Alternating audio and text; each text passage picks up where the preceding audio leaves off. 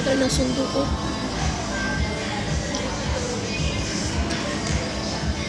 For sure, pagagalitan niya ako kasi ang dami kong biniling grocery.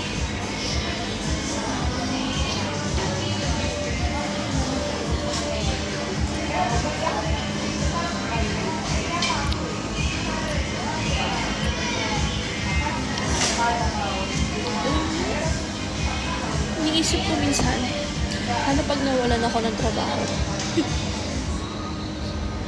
Makakabili pa kaya ako ng mga ganito? Buti na lang pinag-aral ako ng nanay ko, no? Napunta ako sa kumpanya na maayos. Na kahit every time na may increase ang minimum wage, kasama ako sa increase. Kahit above minimum ako. So grateful to nature's play. Kahit sobrang daming stress.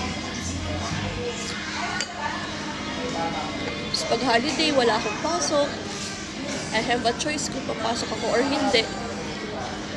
Alam niyo yung ganong privilege. Napakasarap kung iisipin.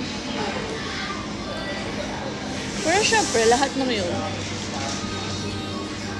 may mga cons, may mga pros and cons din. Katulad yan, stress ako, so stress eating.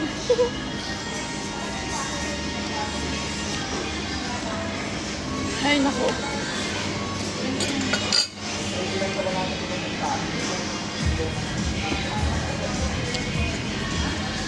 Pero syempre, mas masarap pa rin kung sa government na ito trabaho.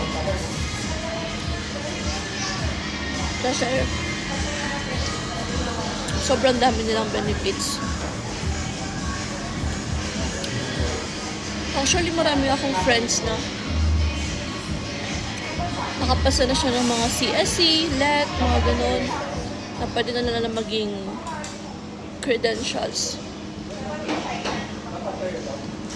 Pero they still not in the government.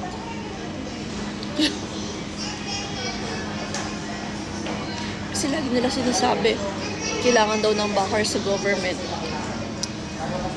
You have a full of credentiality, pero yung wala kang backer, wala.